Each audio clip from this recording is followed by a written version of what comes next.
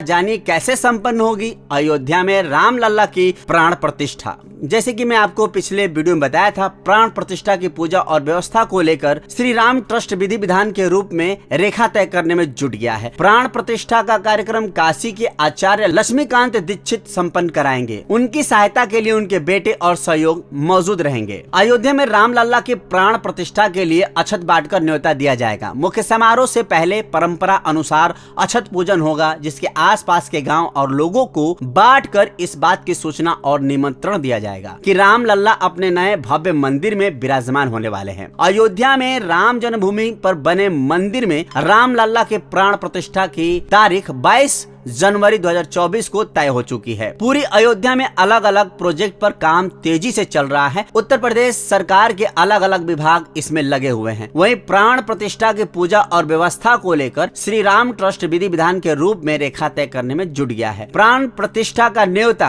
हमारे माननीय मुख्यमंत्री नरेंद्र मोदी जी को मिल चुका है, जिससे वो काफी प्रभावित हैं और अपने आप को भाग्यशाली महसूस कर रहे हैं कि मुझे ये न्योता मिला। मैं इस न्योता का आभार प्रकट कर रहा हूँ। ऐसे में आपको अगले न्यूज की तरफ ले चल रहा हूँ। ऐसे में आपको बताते चलूं कि जिस तरीके से प्राण प्रतिष्ठा का न्योता हमारे माननीय पीएम को मिला है, ऐसे में विपक्ष जो पार्टियां हैं वो बौखला गई हैं कि आखिरकार रामलला जो है, श्री राम भगवान जो है, हम सबके लिए हैं। तो ये न्योता अदर पार्टियों को क्यों नहीं मिला? क्यों सिर्फ बीजेपी के माननीय प्रधानमंत्री को ही मिला? इसके लिए सब लोगों ने एकजुट होकर काम किया है और इस मुद्दे को उठाया है शिवसेना ने और कांग्रेस ने। बस इसमें आपका क्या प्रतिक्रिया है, नीचे कमेंट सेक्शन में कमेंट कर दीजिए। चलते हैं नेक्स्ट अपडेट में। देखिए, आपको बता दूं कि 5 राज्यों में 55 दिन के बाद नई सरकार बनेगी। सरकार वहीं पिछली हो सकती है या फिर नया हो सकता है। वो 5 राज्य का छोटी सी अपडेट जो सर्वे से आया है वो आपके सामने अपडेट कर रहा हूँ। मध्य प्रदेश 17 नवंबर को मतदान होना है और राजस्थान में 23 नवंबर को, छत्तीसगढ़ में 7 और 17 नवंबर को, मिजोरम में 7 नवंबर को और तेलंगाना में 30 नवंबर को। ये सारी डेट्स है 5